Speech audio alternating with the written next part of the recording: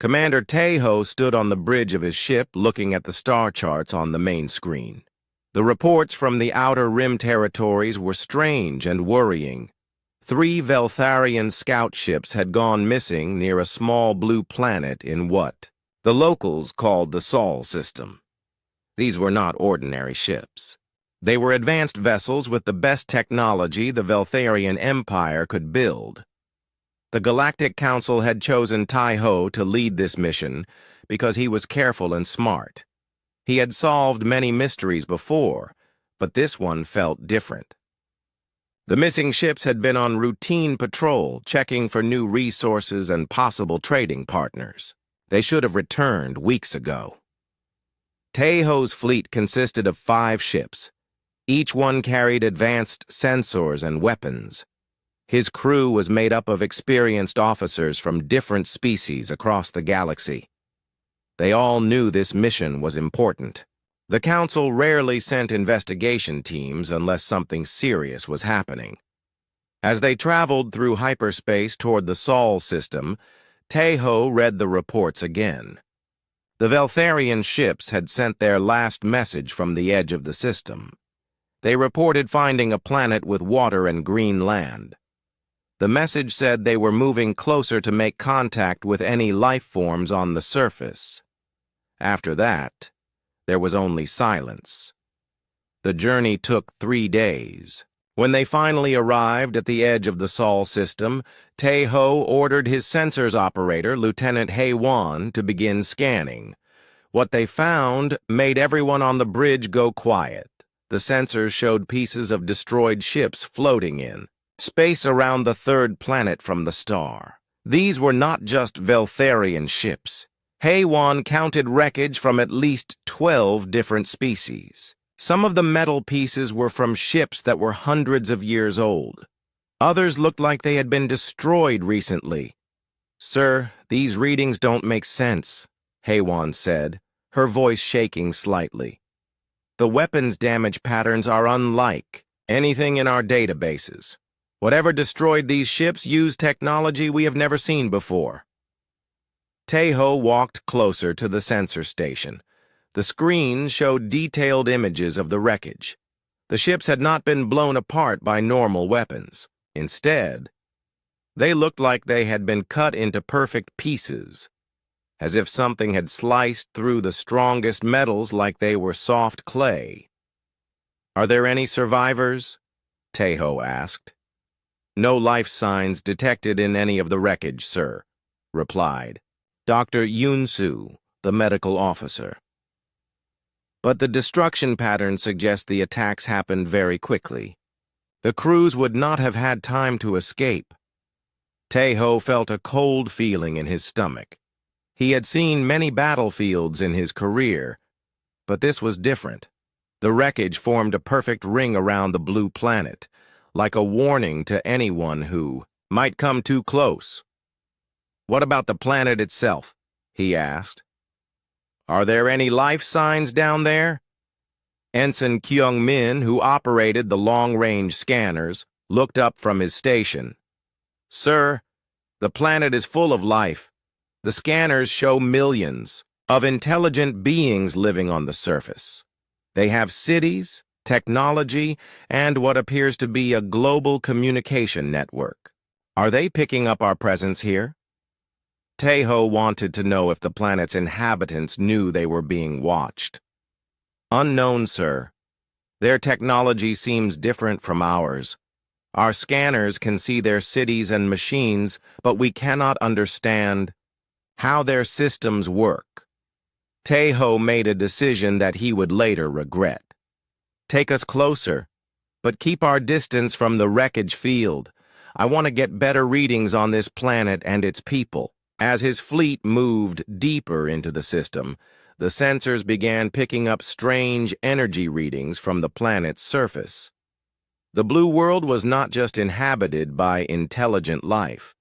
These beings had technology that was giving off energy signatures that made no sense, according to galactic science. "Sir," Hei-Wan called out, her voice filled with worry, "I'm detecting massive energy buildups on the planet's surface.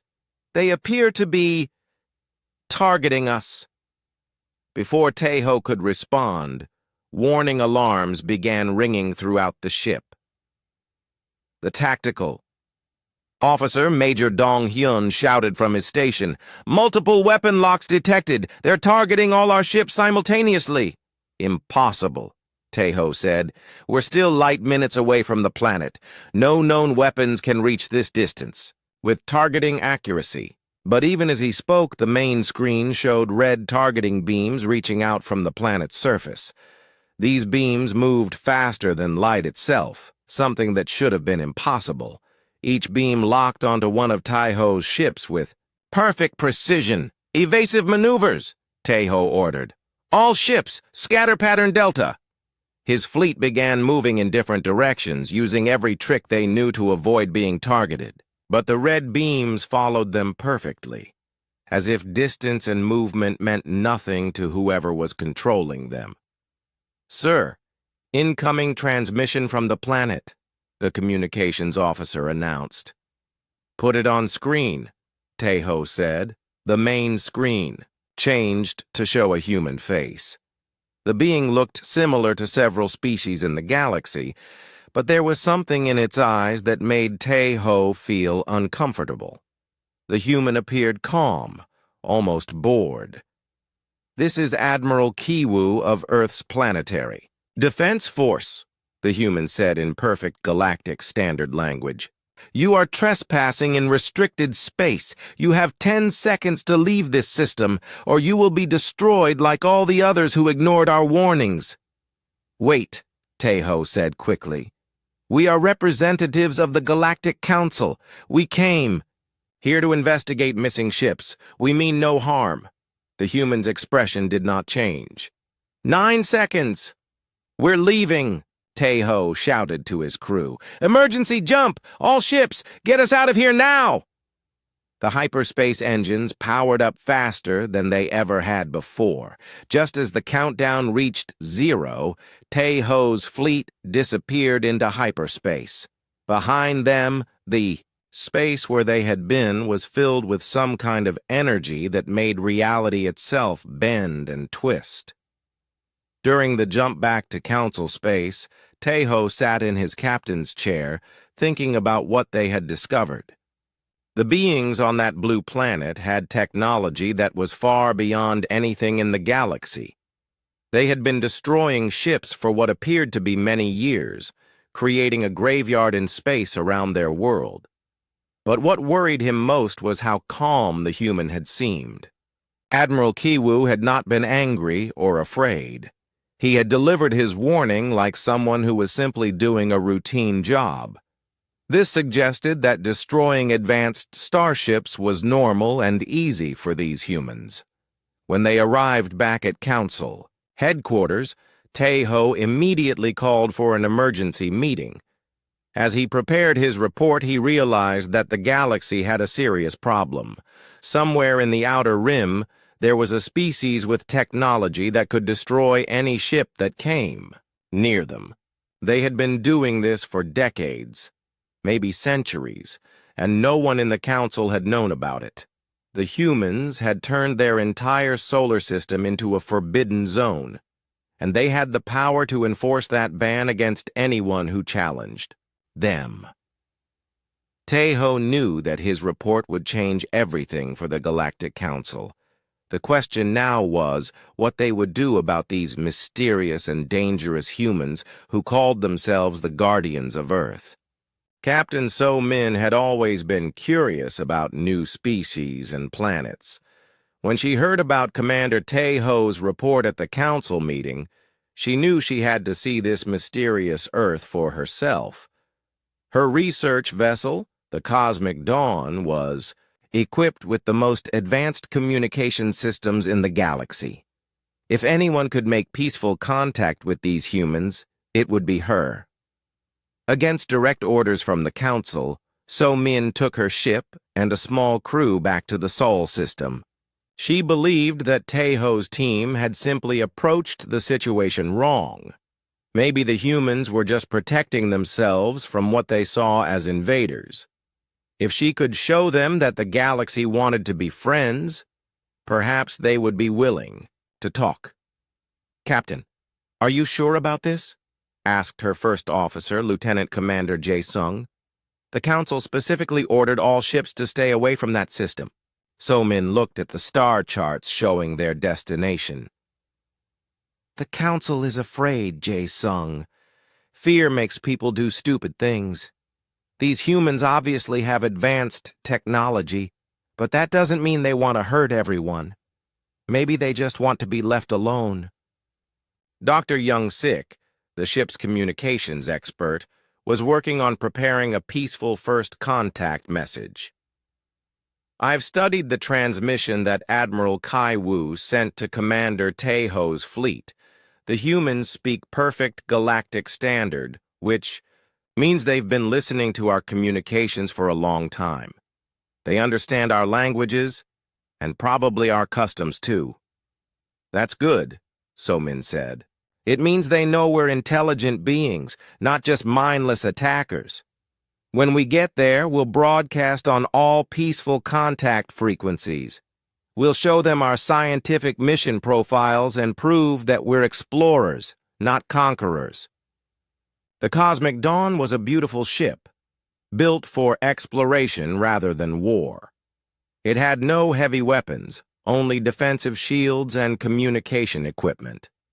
So-min hoped that the humans would see this and understand that her intentions were peaceful. As they approached the Sol system, So-min ordered her crew to begin broadcasting their peaceful intentions on every frequency they could access. The messages were simple and clear. They wanted to learn about human culture and share knowledge about the galaxy. "Captain, we're receiving a response," Dr. Young-sik announced from his station. "Put it on screen," So-min ordered, feeling excited that her plan was working. The screen showed the same human that Tae-ho had encountered, Admiral Ki-woo. But this time, his expression was different. He looked disappointed, like a parent whose child had done something foolish. "Captain So-min of the Cosmic Dawn," Kai-woo said, somehow knowing her name and ship even though she had not introduced herself. "You were ordered to stay away from this system. Why have you chosen to ignore those orders?" So-min was surprised that the human knew who she was, but she tried to stay calm. "Admiral Ki-woo, we come in peace. We're scientists and explorers. We want to learn about your people and share knowledge about the galaxy. Surely there's no harm in talking." Ki-woo was quiet for a moment, as if he was listening to someone else that So-min could not see. When he spoke again, his voice was sad. "Captain, you seem like a good person. That makes what happens next unfortunate." Suddenly, every system on the Cosmic Dawn began screaming warnings. The ship's computer announced that they were being targeted by weapons that the sensors could not identify. But these were not normal targeting systems. Whatever was aiming at them seemed to be locked onto the ship from multiple directions at once. "Impossible," whispered Chief Engineer Min-woo. "The targeting beams are coming from empty space. There are no ships or weapons platforms out there." So-min looked at her tactical display and felt her blood turn cold. The red targeting lines were not coming from the planet's surface this time. They were appearing from what looked like empty space all around her ship. It was as if invisible weapons were surrounding them. "Admiral, please," So-min said to the screen. "We're just one small research ship. We have no weapons. We only want to talk." "I understand, Captain," Ki-woo replied, "but you have entered a restricted area after being warned to stay away. The rules apply to everyone, even peaceful visitors." Before So-min could respond, something impossible happened. Her ship began to shake, but not from any external attack. The very space around the Cosmic Dawn was being twisted and bent, like reality itself was being folded. Through the windows, the stars looked wrong, stretched, and distorted. "What's happening to us?" Jae-sung asked, his voice filled with panic. Dr. Young-sik was reading his instruments with growing horror. "Captain, they're not shooting at us with normal weapons. They're using some kind of space-time manipulation technology. They're literally bending reality around our ship." So Min realized that her peaceful mission had become a disaster. These humans did not just have better weapons than the rest of the galaxy. They had technology that could control the basic forces of the universe itself. They were not just advanced, they were operating on a level that made the rest of galactic civilization look like children playing with toys. "All power to engines," she ordered. "Get us out of here now!" But as her crew tried to escape, they discovered something terrifying. The humans were not just targeting their ship, they were targeting every member of her crew individually. The ship's sensors showed that each person on board was being tracked by separate targeting systems that could apparently see through the ship's hull. "Admiral Ki-woo," So-min said, trying to keep her voice steady, "if you let us go, we promise never to return. We'll tell the Council that this system is off limits. Please just let my crew live." Ki-woo's expression softened slightly. "Your crew will live, Captain. But you need to understand something. We have been monitoring galactic communications for a very long time. We know about the Council, about the different species, about your wars and your politics. We chose to stay out of all of that for good reasons." "What reasons?" So-min asked, genuinely curious even in her fear. "Because the last time we got involved in galactic affairs, we nearly destroyed everything," Kai-woo said simply. "We learned that sometimes the kindest thing you can do is stay away from others. We are not hiding because we are weak, Captain. We are hiding because we are too strong." As he spoke, the space around So-min's ship began to return to normal. The targeting systems powered down, and the impossible weapons that had been aimed at them disappeared back into empty space. "You have 1 hour to leave this system," Ki-woo continued. "Use that time to think about what you've learned here today. When you report back to your council, tell them that Earth is off limits not because we fear them, but because they should fear us." The transmission ended, and So-min's ship was suddenly free to move. She immediately ordered her crew to set course for council space at maximum speed. As they fled the Sol system, she thought about Kai-woo's words. The humans were not acting like a typical advanced species. They were not interested in conquest or showing off their power. Instead, they seemed genuinely concerned about what might happen if they became involved with the rest of the galaxy. During the long journey home, So-min wrote her report carefully. She had learned something that Tae-ho had missed. The humans were not just protecting their planet from invasion. They were protecting the galaxy from themselves. Whatever had happened in their past had taught them that their technology was too dangerous to share with others. When she finally reached Council headquarters, So-min knew that her report would change everything. The humans had just demonstrated that they could destroy any ship in the galaxy without even trying hard. But more importantly, they had chosen not to do so. They had shown mercy to someone who had disobeyed their warnings. This was not the behavior of conquerors or destroyers. This was the behavior of beings who had learned from terrible mistakes and were trying to prevent them from happening again. The question now was whether the Galactic Council would be wise enough to listen to their warning. The Great Assembly Hall of the Galactic Council had never been so full. Representatives from over 2,000 species filled the massive chamber, their different forms and colors creating a living rainbow of galactic life. The emergency session had been called after Captain So-min's disturbing report about her encounter with the humans. Ambassador Hye-jin stood at the central podium, her hands shaking slightly as she prepared to address the council. She had spent weeks studying both Tai-Ho's and So-Min's reports, and the conclusions she had reached were frightening. The evidence suggested that humanity represented the greatest threat the galaxy had ever faced. Fellow representatives, Hai-Jin began, her voice carrying clearly through the vast chamber. We are here to discuss what our investigators have discovered about the species that calls itself human. The facts I am about to present will challenge everything we thought we knew about advanced civilizations. The hall grew quiet as Hai-Jin activated the holographic display above the podium. Images of destroyed ships appeared in the air, showing the perfect cuts and impossible damage patterns that had become the signature of human weapons. Over the past 50 years, we have lost contact with 847 ships that entered the Sol system. Hai-Jin continued. These were not small exploration vessels. Among the destroyed ships were battle cruisers from the Korthanian Empire, research stations from the Scientific Alliance, and even a diplomatic convoy from the Peace Coalition.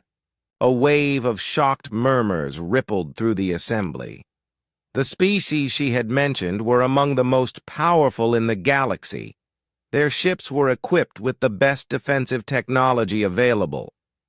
The death toll, Hai-Jin said, her voice, becoming quieter, reaches approximately 2.3 million beings from 47 different species. All of them were killed by weapons that our scientists cannot understand or explain. Council member Jin Woo, a tall, fierce-looking warrior from the Draconian systems, stood up from his seat. Ambassador Hai-Jin, are you suggesting that this single planet has been systematically destroying our ships for decades? How is this possible? Why did we not know about it sooner? Hai-Jin touched a control, and the display changed to show a map of the galaxy. Red dots appeared scattered across the outer rim territories.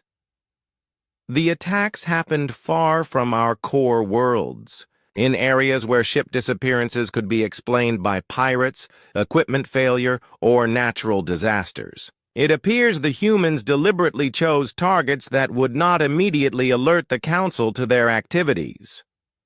This proves they are intelligent and dangerous, Jin Woo declared, his voice filled with anger. We must organize a massive military response. No single planet should be allowed to threaten galactic peace. But before Jin Woo could continue, Admiral Nari rose from her seat in the military section. She was an older woman, with scars from many battles and eyes that had seen too much war. When she spoke, even the most aggressive representatives listened. Council member Jin Woo, I understand your anger, but I must share classified intelligence. That changes our situation completely, Nari said. Our deep space monitoring stations have been studying human technology for the past month. What we have discovered is beyond anything in our current understanding of science. Nari activated her own holographic display, showing energy readings and technical data that made many of the scientists in the chamber gasp in surprise. The humans appear to have weaponized dark matter, Nari explained. They have developed faster-than-light kinetic weapons that can strike targets instantly across vast distances. But most disturbing of all, our sensors have detected evidence that they can manipulate space-time itself. Dr. Sung Ho, the Council's leading physicist, stood up with obvious excitement and fear. Admiral Nari, are you saying they have developed technology that can control the fundamental forces of reality? That is exactly what I'm saying, Doctor, Nari replied grimly. Our entire fleet, every ship we have ever built, is completely obsolete compared to what these humans possess. If we attack them with conventional forces, it would not be a war. It would be a massacre. The assembly hall erupted in confused voices as representatives tried to understand what they were hearing.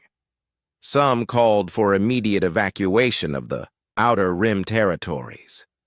Others demanded that the Council find allies to help fight this new threat. A few suggested that perhaps the galaxy should surrender immediately to avoid total destruction. Ambassador Jin called for order, and slowly, the noise died down. "There is more," she said.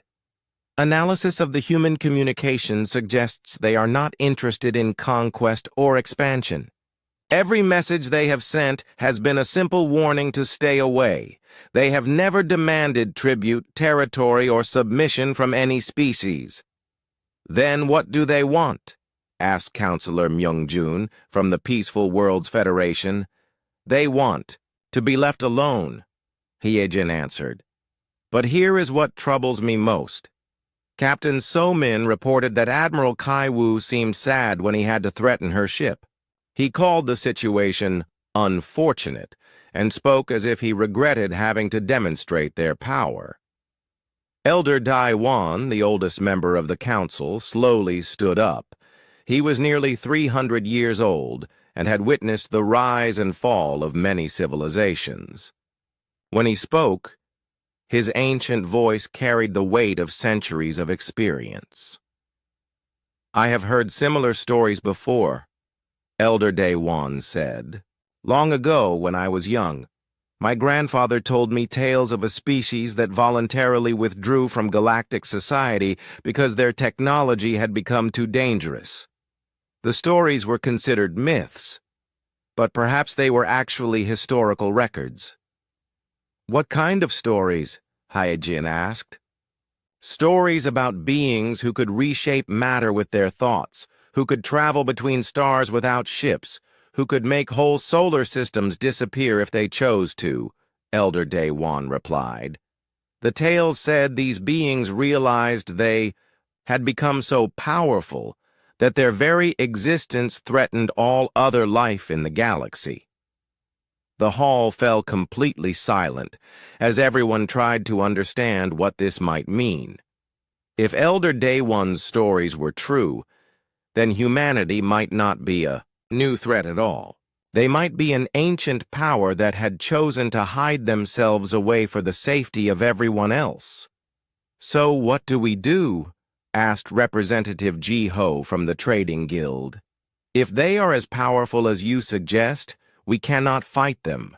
But we also cannot simply ignore the fact that they have killed millions of our people." Admiral Nari stepped forward again. "Based on the evidence, I believe our best option is to officially declare the Sol system off-limits to all galactic traffic. We establish a permanent exclusion zone and make sure that no one else makes the mistake of entering human territory." "But that means admitting defeat without even fighting," Jinwoo protested. "How can we show such weakness to our own people?" "It is not weakness," Elder Dae-won said firmly. "It is wisdom. Sometimes the strongest thing you can do is choose not to fight a battle you cannot win. If these humans wanted to conquer us, they would have done so already. The fact that they are content to stay in their own system suggests they are not our enemies." "Unless we force them to become our enemies," Hyejin added quietly. The debate continued for hours, but slowly a consensus began to emerge. The galaxy had encountered something beyond their ability to understand or control. The humans possessed technology that made them essentially gods compared to the rest of galactic civilization. But unlike many powerful species throughout history, they seemed to have no interest in using that power to dominate others. As the session finally ended, Hyejin looked around the vast chamber and realized that everything had changed. For the first time in galactic history, the Council was going to officially acknowledge that there was a species too powerful for them to challenge. They would declare Earth off-limits not because they were weak, but because they were smart enough to recognize when they were completely outmatched. The vote would be held the next day, but Ye-Jin already knew the result. The galaxy would choose survival over pride, wisdom over war. Earth would become a forbidden zone, and humanity would remain in their self-imposed exile, guarding secrets that were apparently too dangerous for the rest of the universe to know. Archivist Ye-Jin had spent her entire life in the deepest levels of the Council's central library. She was responsible for maintaining the oldest records in galactic history, documents that most people had forgotten even existed. After hearing Elder Daewon's stories about ancient powerful beings, she knew she had to search through the Forbidden Archives. The Forbidden Archives were located 50 levels below the main library, in chambers that few people were allowed to enter. These rooms contained records that predated even the oldest known civilizations. Most archivists avoided this section because the documents were written in dead languages and dealt with events that seemed more like mythology than history. Ye-Jin descended the long stairway with a sense of excitement and fear. She had special permission from Elder Daewon himself to search for any records that might relate to the human problem. As she walked through the dusty corridors, she passed shelves filled with data crystals that had not been touched for thousands of years. The first archive room was vast and dark. When Ye-Jin activated the ancient lighting systems, she gasped at what she saw. The walls were lined with storage units that stretched from floor to ceiling, each one containing records from civilizations that had vanished long before her own species had learned to travel between stars. She began her search systematically, using the old catalog systems to look for any references to beings with advanced technology or voluntary exile. Most of the records were fragmentary, damaged by time and neglect. But after several hours of searching, she found something that made her heart race. The file was labeled Great Silence Event, chronological period 847.2 to 847.4, in an ancient script that took her translation software several minutes to decode. The dates referred to a period over 200,000 years ago, long before any current galactic civilization had existed. Ye-Jin carefully extracted the data crystal and placed it in a reader. The information that appeared on her screen was unlike anything she had ever seen. The record spoke of an entire arm of the galaxy that had suddenly gone silent, with all communication and travel ceasing for a period of several thousand years. During the final phase of the Great Silence, the record stated, advanced monitoring stations detected the complete absence of stellar activity in grid sections 847A through 847Z. No radio emissions, no hyperspace signatures, no evidence of technological civilization. It was as if that entire region of space had been turned off. Ye-Jin felt a chill run down her spine. She quickly checked the coordinates listed in the ancient file. Grid section 847M corresponded exactly with the current location of the Sol system. Earth was located precisely in the center of what the ancient records called the Great Silence. She continued reading, her excitement growing with each page. The records mentioned a species that the ancient observers had called the Gardeners. These beings had possessed technology that could manipulate matter and energy at the most fundamental levels. They could reshape planets, create new forms of life, and even alter the flow of time itself. The Gardeners were unlike any species we had encountered, one report stated. They did not conquer through force or expand through colonization. Instead, they improved everything they touched. Barren worlds became gardens. Primitive species were guided to advancement. Entire solar systems were optimized for maximum beauty and efficiency. But as Ye-Jin read further, she discovered that this golden age had not lasted. The records became increasingly worried and fearful as they described what happened when the Gardeners' technology became too powerful. "We have observed disturbing developments in Gardner territory," a later report warned. "Their experiments with reality manipulation have begun to affect space-time itself. Stars are aging at different rates. Some planets exist in multiple timelines simultaneously. We fear they may be losing control of forces that should not be controlled." The final entries in the archive were the most frightening. They described a war unlike anything in galactic history.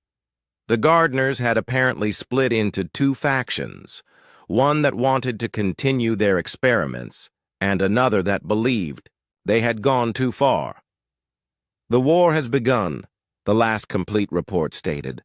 "The Gardeners are fighting among themselves using weapons that remake reality with each shot. Entire solar systems are being erased from existence, then recreated in different forms. We have detected temporal anomalies that stretch across thousands of light years. If this continues, the very structure of space-time may collapse." Then suddenly, the records stopped. There were no more reports from the observers, no more communications from anyone in that region of space. The Great Silence had begun. Ye Jin sat back in her chair, trying to understand what she had discovered. According to these ancient records, humanity was not a new species at all. They were the descendants of the Gardeners, the most powerful civilization the galaxy had ever known. The reason Earth was so well defended was because the humans had learned from their ancestors' mistakes. She quickly activated her communication device and sent a priority message to Dr. Subin, the Council's leading expert on ancient civilizations. Within an hour, Subin arrived at the archive, her face flushed with excitement. "Ye Jin, your message said you found records about the Gardeners." "I thought those were just myths," Subin said as she hurried into the archive room. "Look at this," Ye Jin replied, showing her the data crystal reader. "These are official observer reports from over 200,000 years ago. The Gardeners were real, and they lived in exactly the same region of space where we found the humans." Subin read through the records quickly, her eyes growing wider with each page. As a xenoarchaeologist, she had spent her career studying the rise and fall of ancient civilizations. But nothing she had ever seen compared to what these records described. "This changes everything," Subin whispered. "If the humans are descendants of the Gardeners, then they have access to technology that is literally beyond our ability to comprehend. No wonder they can destroy our ships so easily." "But look at this part," Ye Jin said, pointing to one of the final reports. "The war between the Gardener factions. They nearly destroyed the entire galaxy with their experiments.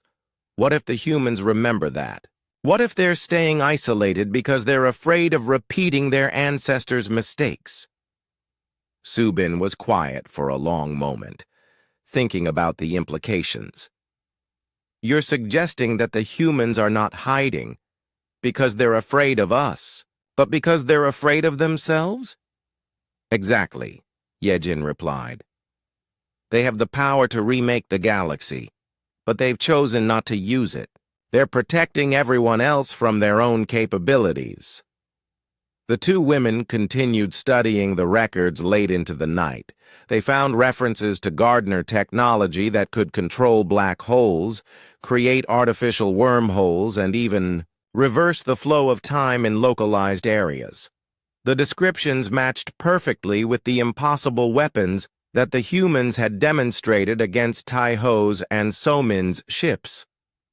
"We need to present this to the Council immediately," Subin said.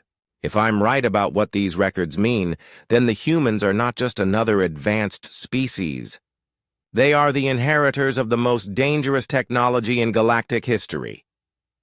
And they've been responsible enough to keep it locked away for 200,000 years, Ye-Jin added, until we started bothering them. As they prepared to leave the archive, Subin turned to Ye-Jin with a worried expression. There's something else to consider. If the humans really are descendants of the gardeners, then they probably know everything about our current civilization. They've been watching us for thousands of years, studying our development, maybe even guiding it in subtle ways. You think they've been protecting us all along? Ye-Jin asked. I think they've been protecting everyone, Subin replied. From pirates, from wars, from cosmic disasters, and most importantly, from the temptation to seek out their technology. The forbidden zone around Earth isn't just about keeping us out. It's about keeping their power contained.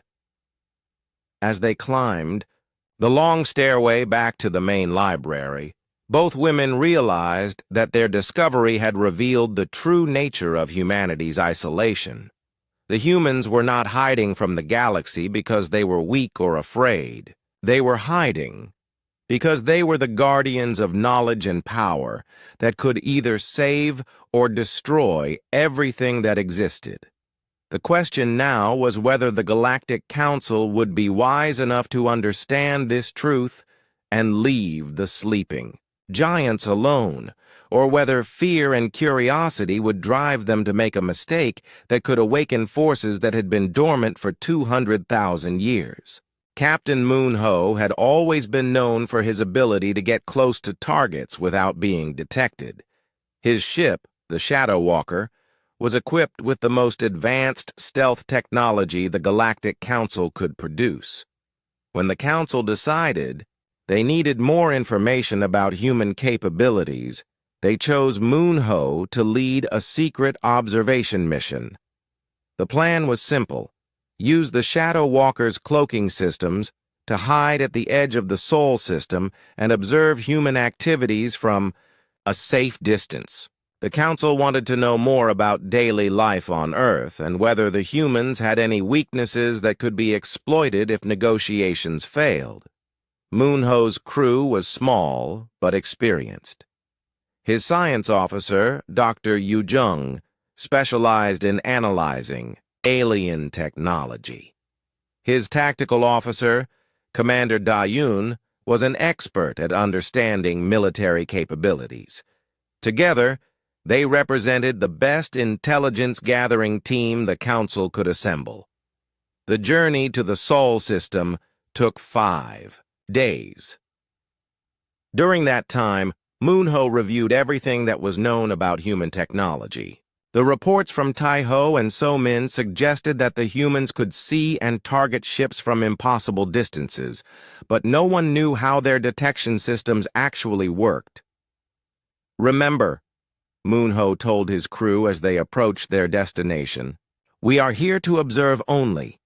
Under no circumstances are we to make contact or reveal our presence. If the humans detect us, we run immediately. When they arrived at the edge of the system, Moon-Ho activated every stealth system his ship possessed. The Shadow Walker became invisible to normal sensors, its heat signature was masked, and its gravitational effects were minimized. According to galactic science, they should have been completely undetectable. Beginning long-range scans of the inner system, Dr. Yu Jung announced from her station. Initial readings are unusual. Moon-Ho looked at the main screen and saw something that made no sense. The third planet from the star, Earth, was surrounded by what appeared to be artificial structures. But these were not space stations or orbital platforms.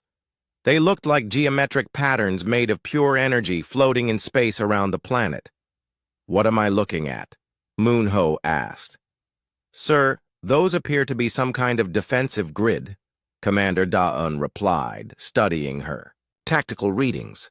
But the energy signatures are unlike anything in our databases. The structures seem to exist partially in normal space and partially in some other dimension. Dr. Yu Jung was examining her instruments with growing amazement. Captain, I'm detecting massive energy outputs from the planet's surface. The humans appear to be using their moon as some kind of power generation facility. They've somehow converted it into a fusion reactor the size of a small planet. Moonho felt his mouth go dry. Converting an entire moon into a power source was technology that the galactic community had only dreamed about. The amount of energy that such a system could produce would be enough to power every civilization in the galaxy combined. "Look at this," Daon called out, pointing to her tactical display. "I'm tracking movement around the outer planets in this system. The humans appear to be reshaping them." The main screen changed to show the outer planets of the Sol system. What Moonho saw made him question his own sanity. The humans were actively changing the structure of entire worlds. Jupiter was being surrounded by artificial rings that seemed to be harvesting energy from the planet's massive storms. Saturn's rings were being reorganized into perfect geometric patterns. Even the small rocky planets were being terraformed, with technology that worked faster than anything Moonho had ever imagined. "How is this possible?" he whispered. "Sir, I think I understand what we're seeing," Dr. Yujung said, her voice filled with awe. "The humans aren't just using advanced technology. They're using technology that manipulates matter at the quantum level. They can literally restructure atoms and molecules to create whatever they need." As they continued to observe, Moonho began to understand that humanity was not struggling to defend a single planet. They had turned their entire solar system into something that was part civilization and part engineering project on a scale that dwarfed anything the galaxy had ever seen. "Captain, you need to see this," Daun announced urgently. "I'm detecting movement near Earth itself. The humans appear to be using some kind of instantaneous transportation technology." The screen showed flashes of light appearing around Earth. Each flash brought with it objects that materialized from nothing. Some were ships, but others appeared to be asteroids or chunks of metal that were being transported from somewhere else in the system. "They're not using hyperspace," Dr. Yujung observed. "Whatever they're doing, it's allowing them to move matter instantly across vast distances without any of the energy requirements that normal faster-than-light travel needs." Moonho was beginning to realize that everything the Council thought they knew about human capabilities was wrong. The weapons that had destroyed galactic ships were not their most advanced technology.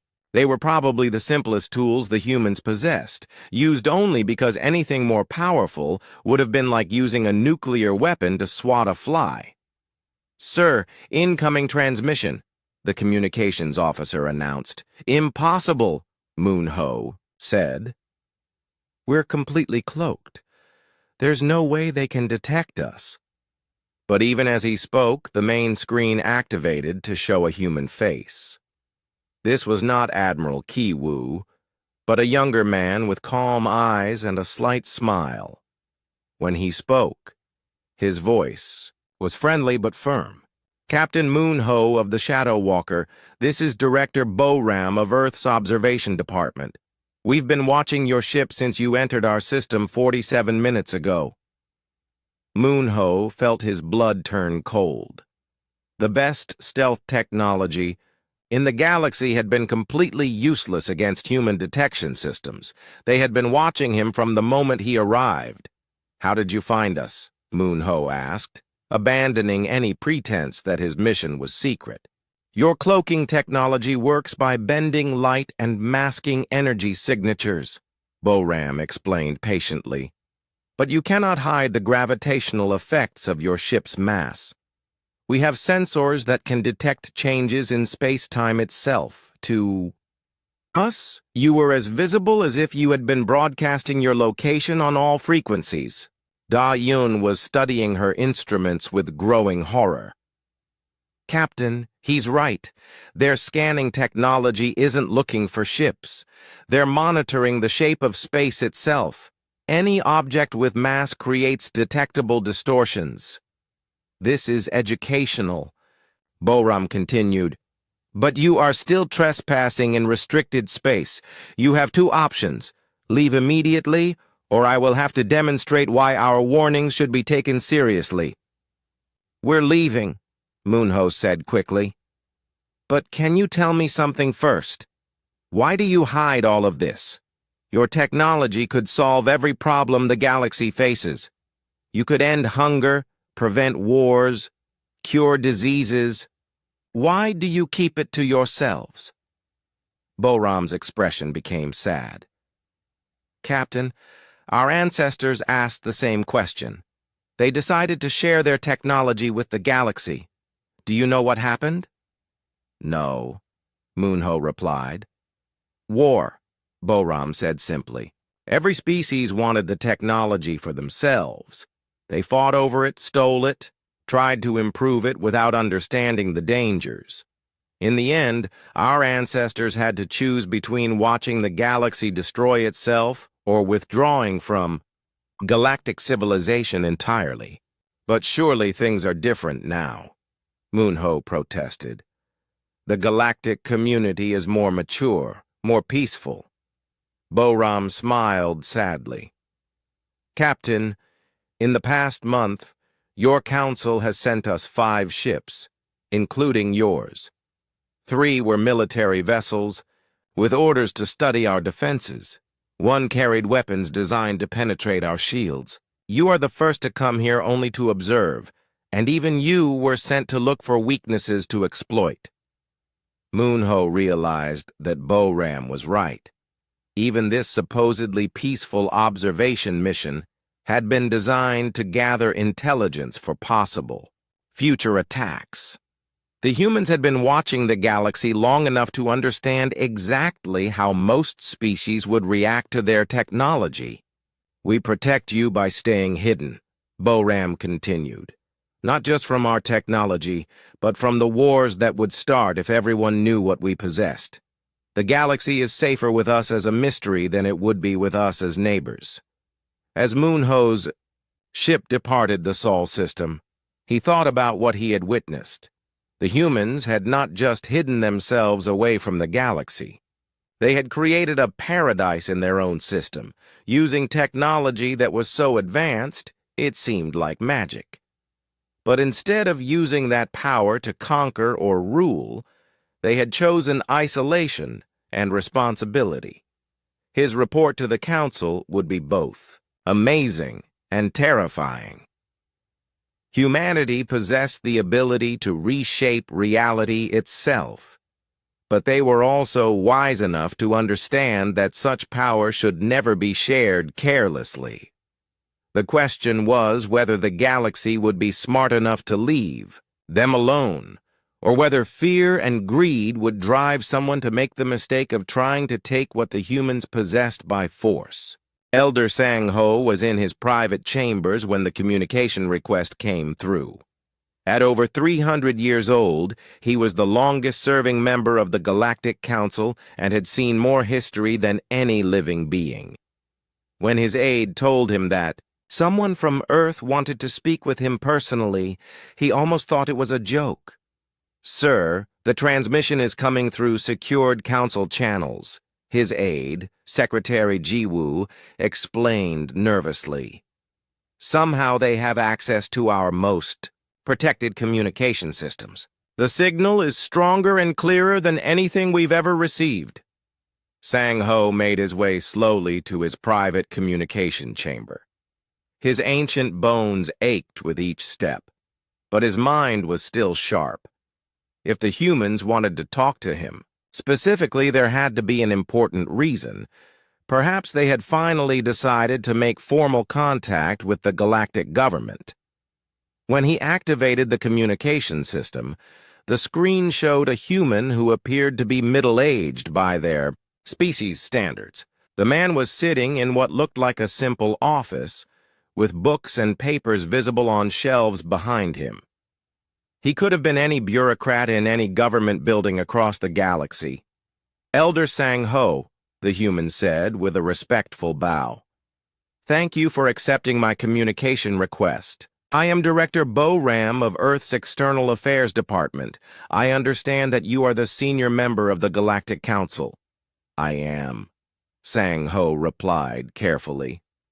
Though I must admit, I am surprised to hear from you directly. Your people have not shown much interest in diplomacy until now. Boram smiled sadly. Elder, we have been monitoring galactic communications for a very long time. We know about you, about your long service to the Council, about your reputation for wisdom and fairness. That is why I chose to speak with you rather than the current Council leadership. What do you want to discuss? Sang-ho asked, settling into his chair. Despite his age, he was still curious about these mysterious humans and their incredible technology. I want to talk about the future, Boram replied.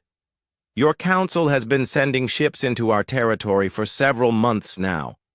Each time, we have warned them to leave, and each time, they have eventually listened.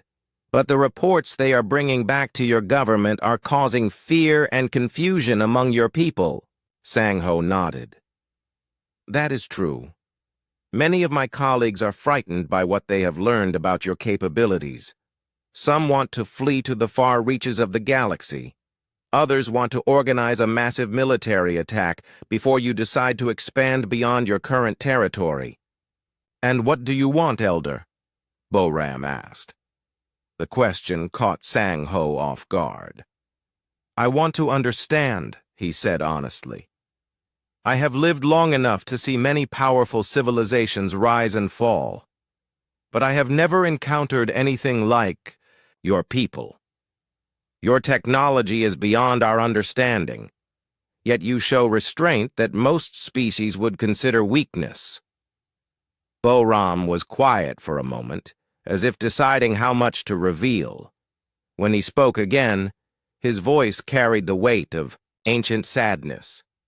Elder Sang-ho, how much do you know about the history of this galaxy before your current civilizations arose? Some, Sang-ho replied. There are records of older species, most of them fragmentary. We know that advanced civilizations existed before our time, but little else. Those older species included our ancestors, Boram said simply. We call them the gardeners. They possess technology that could reshape matter, control energy, and manipulate the fundamental forces of reality itself. They used this power to improve the galaxy, to help primitive species evolve, to turn barren worlds into gardens. Sang-ho leaned forward in his chair. What happened to them? They made a mistake, Boram replied. They believed that their technology was so advanced, so beneficial, that it should be shared with everyone. They began teaching other species how to manipulate matter and energy. They shared the secrets of faster-than-light travel, of planetary engineering, of life extension. That sounds like a generous thing to do, Sang-ho observed. It was generous, Boram agreed. It was also catastrophic. The younger species were not ready for such power. They used the technology to fight wars that reshaped entire star systems. They created weapons that could destroy planets with a thought. They experimented with forces they did not understand and accidentally created. Holes in space-time itself. Boram paused, and Sang-ho could see the pain in the human's eyes. The final war lasted for thousands of years. By the time it ended, most of the galaxy was dead. Entire civilizations had been erased from existence. Star systems had been converted into weapons. The survivors of the gardeners realized that they had nearly destroyed everything by sharing their knowledge. So they withdrew, Sang-ho said, beginning to understand. They did more than withdraw, Boram corrected. They used the last of their great technology to erase most traces of the advanced civilizations from the galaxy. They cleaned up the weapons, repaired the damaged space-time, and restored dead worlds to a state where life could begin again. Then they went into hiding, swearing never to interfere with galactic development again. Sang-Ho felt a chill run down his spine. You're saying that your people have been watching the galaxy rebuild itself for hundreds of thousands of years? We have been the guardians, Boram confirmed. When asteroid impacts threatened developing worlds, we quietly deflected them. When supernovas risked sterilizing entire regions, we contained the damage. When pirates or conquerors grew too powerful, we discouraged them, all without revealing ourselves. Until now, Sang-Ho said. Until your ship started entering our system, Boram replied. We had hoped that the modern galactic community would be wiser than our ancestors' generation, but your recent actions suggest otherwise. Ship after ship comes to study our defenses, to look for weaknesses, to figure out how to take our technology by force. Sang-Ho was quiet for a long moment, thinking about everything he had been told. Director Boram, are you saying that my people are repeating the mistakes of the past? I am saying that the pattern is always the same, Boram replied sadly. First comes curiosity, then fear, then the desire to possess what others have. Your council is already dividing into factions. Some want to attack us before we attack you. Others want to steal our technology. A few want to worship us as gods. None of these reactions will lead to a good outcome. What would be a good outcome? Sang-Ho asked. The council officially declares our system off limits, Boram said. You establish a permanent exclusion zone and make it clear to all galactic species that Earth is forbidden territory. In return, we continue to protect the galaxy from threats that you cannot handle, just as we have been doing for millennia. And if the council refuses? Sang-Ho asked, though he suspected he already knew the answer. Boram's expression became cold and determined. Then we will be forced to make the choice our ancestors made. We will remove the threat to galactic stability. All of it. The implications of those words hit Sang-Ho like a physical blow. The humans were not just threatening to destroy the Council's fleets. They were threatening to reset galactic civilization entirely, just as their ancestors had done before. How much time do we have? Sang-Ho asked.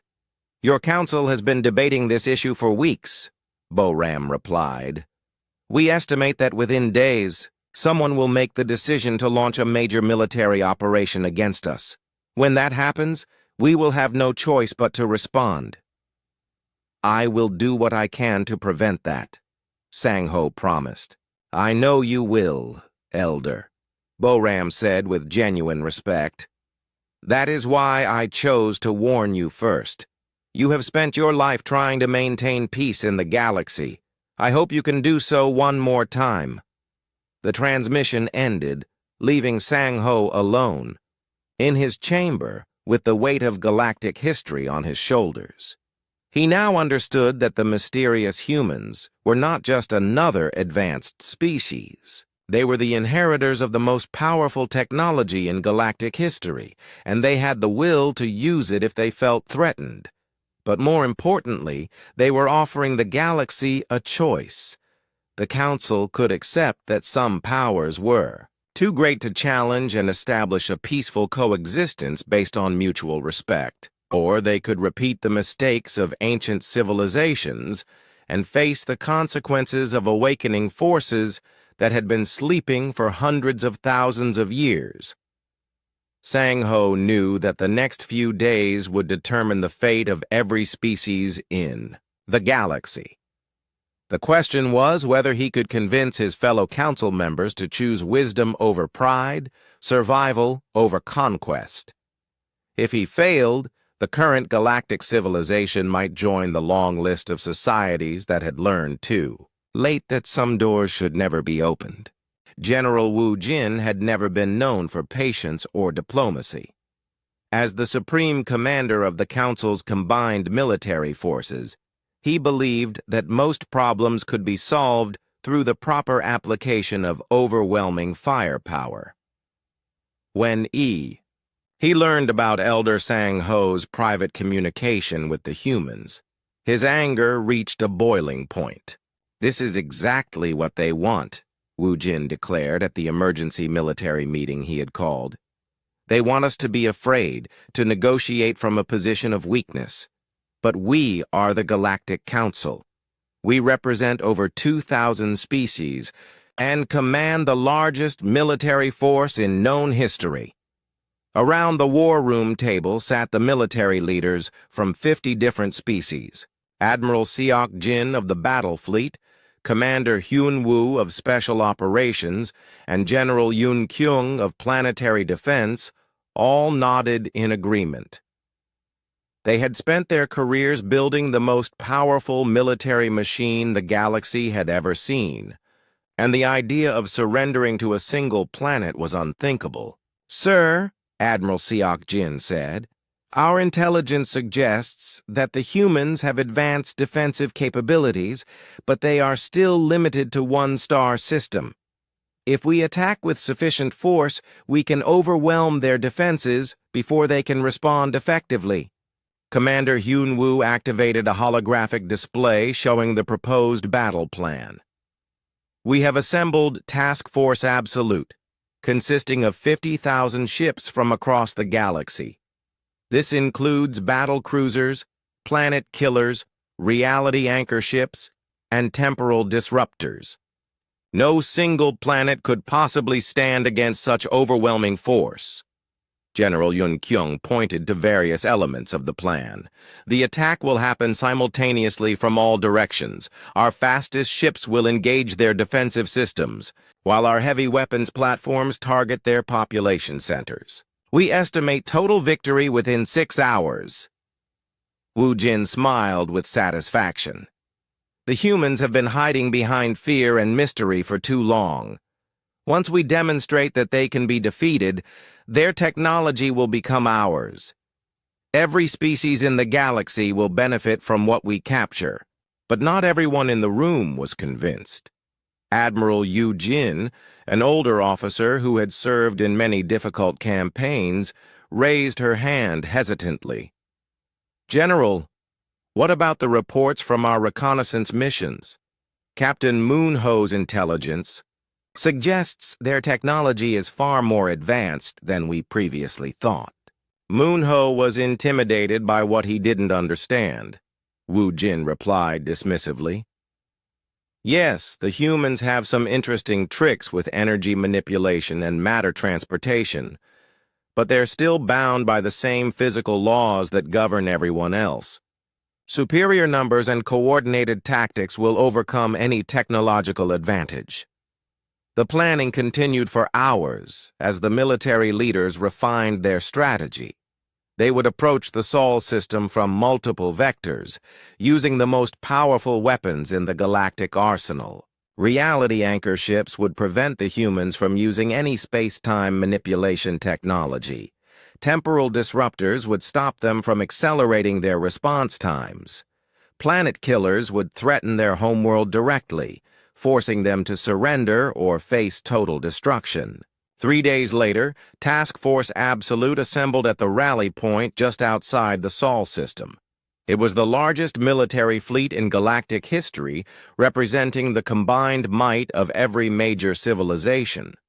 The ships stretched across space. For millions of kilometers, their weapons powered and ready for battle. General Wu Jin stood on the bridge of his flagship, the Galactic Vengeance, and felt a surge of pride. This was what the Council's military forces were meant for, protecting galactic civilization from threats too dangerous to negotiate with. After today, no single species would ever again dare to challenge the authority of the combined galactic community. "All ships report ready, sir," announced his communications officer, Colonel In-ho. "Begin the attack," Wu Jin ordered. "All units proceed to your assigned targets. Show these humans what happens when you threaten the peace of the galaxy." The massive fleet moved forward into human space, their weapon systems targeting everything from the defensive platforms around Earth to the modified planets in the outer system. For exactly 16 minutes and 43 seconds, everything went according to plan. The ships advanced in perfect formation, their sensors locked onto their targets, their crews confident in their inevitable victory. Then something impossible happened. Scientists Hanul and Jiho were monitoring the attack from the Council's military headquarters when their instruments began showing readings that made no sense. "Sir," Hanul called out to the tactical center, "I'm detecting massive temporal anomalies throughout the battle zone." "What kind of anomalies?" asked the duty officer. "Time is running backward," Jiho replied, her voice filled with disbelief. "The fleet's chronometers are reversing, but it's not affecting us here.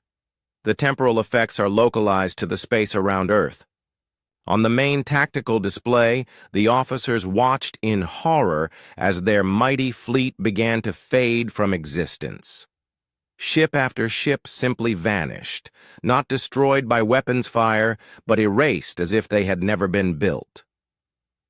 The 50,000 vessels of Task Force Absolute were being undone at the most fundamental level of reality. General Wu Jin's flagship was among the last to disappear. In his final transmission, his voice was filled with terror and confusion. "Command, something is wrong. My ship's computer says we were never built. My crew is saying they were never born. I can see my hands becoming transparent. What have they done to us?" Then the transmission ended, and the Galactic Vengeance joined the rest of the fleet in non-existence. Back at military headquarters, the tactical display showed empty space where, moments before, the largest fleet in galactic history had been advancing toward Earth. There was no wreckage, no debris, no evidence that 50,000 ships and over 10 million military personnel had ever existed. "How is this possible?" whispered Admiral Yu Jin, who had watched the entire battle from the command center. Dr. Hanul was studying her instruments with growing horror. "They didn't just destroy the fleet," she said slowly. "They erased it from history itself. The humans have technology that can manipulate the timeline, removing events from the flow of causality." Colonel In-ho, who had somehow retained his memories of the fleet despite its erasure from history, was checking the military databases. "Sir, according to our records, Task Force Absolute was never assembled. General Wu Jin died in a training accident 3 years ago. The ships we sent, they were never built." The implications of what had happened began to sink in throughout the command center. The humans had not simply defeated the greatest military force the galaxy had ever assembled. They had made it so that the force had never existed in the first place. They had reached back through time itself and prevented the attack from ever being launched. But the most terrifying part was the precision of their action. They had only erased the military fleet and its commanders.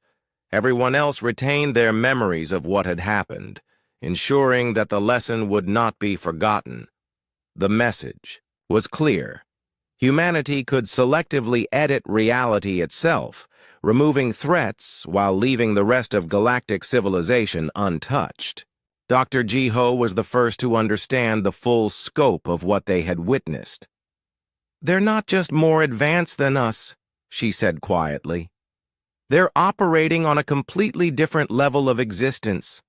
They can rewrite the fundamental structure of reality as easily as we might edit a document." News of the fleet's impossible fate spread quickly throughout the galaxy. Species that had been eager to claim human technology suddenly found themselves reconsidering their position. The humans had not just demonstrated superior weapons or defenses. They had shown that they could literally erase their enemies from existence, making it as if they had never been born. Fear rippled through every government, every military, every species that had ever considered challenging Earth's isolation.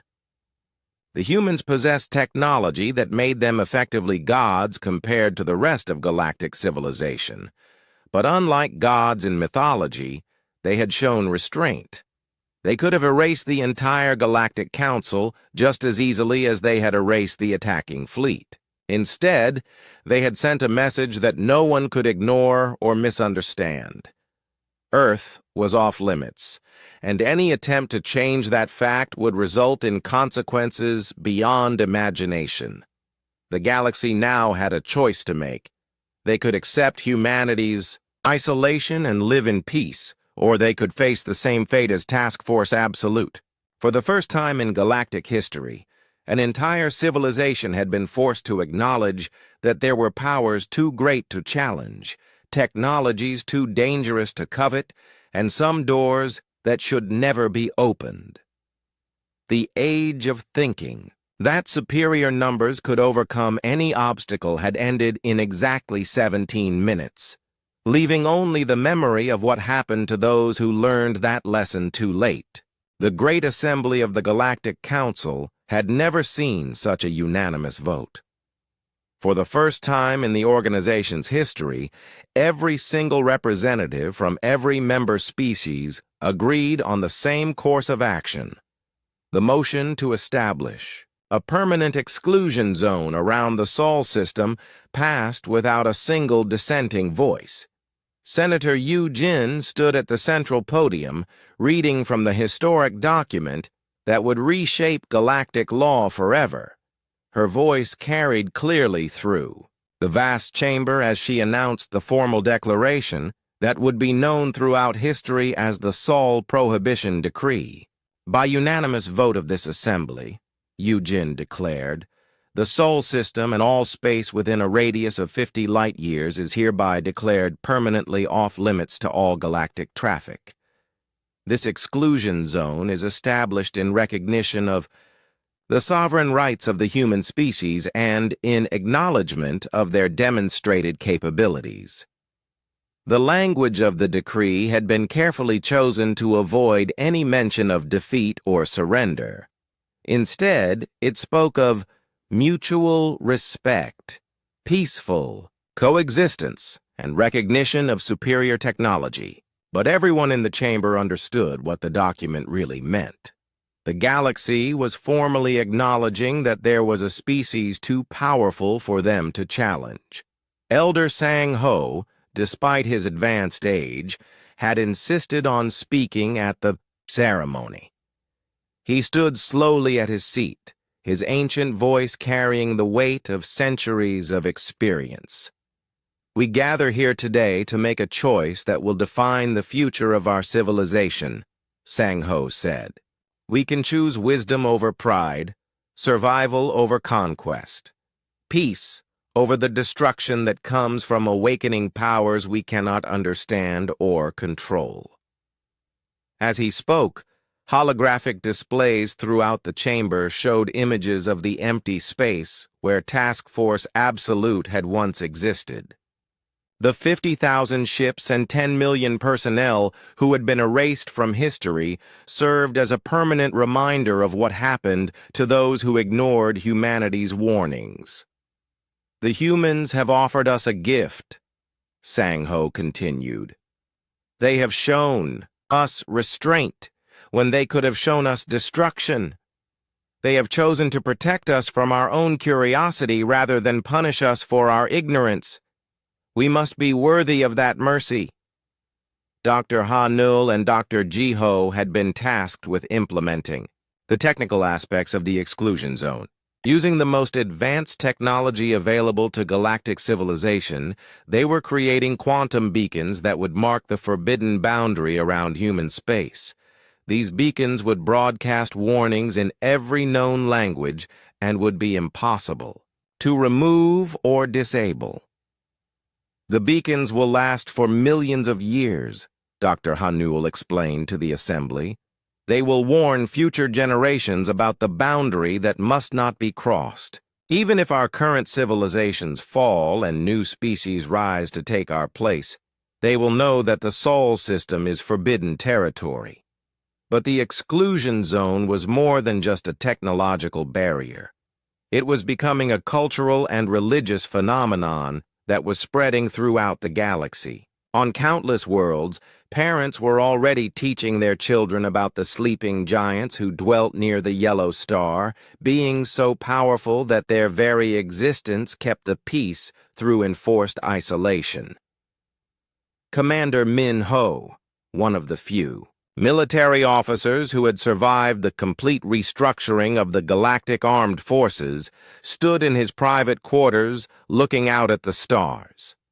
The military hierarchy that had existed for thousands of years had been disbanded overnight after the disappearance of Task Force Absolute. No one wanted to be responsible for commanding forces that might accidentally provoke humanity's attention. We built our entire civilization on the belief that we were the dominant force in the galaxy, Minho reflected in his personal log. We created weapons that could destroy planets, fleets that could conquer star systems, technologies that we thought made us invincible. But in 17 minutes, all of that became meaningless. The changes were happening everywhere. Scientific research that had focused on military applications was being redirected toward peaceful purposes. Exploration missions were being planned with careful attention to avoiding human space. Trade routes were being established that gave the Sol system the widest possible berth. But perhaps the most significant change was in how different species related to each other. The knowledge that there was a power in the galaxy capable of erasing entire fleets from existence had a sobering effect on interspecies conflicts. Wars that had raged for centuries were ending as both sides realized how petty their disputes seemed in comparison to what they had witnessed. On the remote world of Kepler 442b, a young student named Choi Min-ji was learning about galactic history in her classroom. Her teacher, Professor An Seo-hyun, was explaining the events that had led to the Sol Prohibition Decree. "Can you tell me why the humans chose to isolate themselves?" Professor An asked her students. Minji raised her hand. "Because they were protecting us from their technology?" "That's part of it," Professor An replied. "But there's something deeper. The humans learned from their ancestors' mistakes. They understood that some powers are too dangerous to share, and that sometimes the greatest act of love is to stay away from those you care about." The professor activated a holographic display showing the Sol system, with its 50 light-year exclusion zone marked in red. The humans could have conquered the entire galaxy in a matter of days. Instead, they chose to remain hidden, watching over us from a distance, protecting us from threats we don't even know exist. As the years passed, the Sol Prohibition Decree became more than just a law. It became a philosophical principle that guided galactic civilization. The idea that true power meant knowing when not to use it became central to how species interacted with each other. Archaeologists discovered evidence that humanity had been quietly protecting the galaxy for hundreds of thousands of years. Asteroid impacts that should have destroyed developing civilizations had been mysteriously deflected. Supernovas that should have sterilized entire regions had been somehow contained. Aggressive species that threatened galactic peace had mysteriously disappeared or abandoned their conquest plans. The humans had been the galaxy's silent guardians, using their incredible technology not to rule, but to preserve.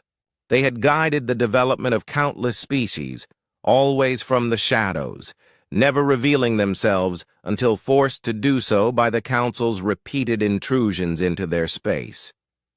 In the end, humanity achieved something that no conqueror in galactic history had ever accomplished. They created absolute peace, not through dominance, but through the promise of consequences too terrible to imagine. Every species in the galaxy now knew that there were beings watching over them, beings capable of rewriting reality itself, but who had chosen mercy over might. The blue planet Earth continued to spin peacefully in space, its green continents and vast oceans unchanged by the cosmic drama that had unfolded around it. The humans went about their daily lives, tending their garden worlds and perfecting technologies that remained beyond galactic understanding. And in the space around their solar system, invisible barriers of fear and respect kept the galaxy at bay. Not barriers built of energy or matter, but barriers built of wisdom. The understanding that some powers were too great to challenge, some doors too dangerous to open, and some sleeping giants too wise to wake. The galaxy had learned the greatest lesson in its history. True strength lay not in the ability to destroy, but in the wisdom to know when destruction should be avoided. Humanity had become legend, myth, and reality all at once. The species so powerful that their very existence maintained the peace of the galaxy through the simple promise that they would remain asleep as long as they were left alone. Children, across 1,000 worlds, would grow up knowing never to look too long toward the small yellow star where the guardians dwelt. For some mysteries were meant to remain unsolved, and some powers were too great to disturb.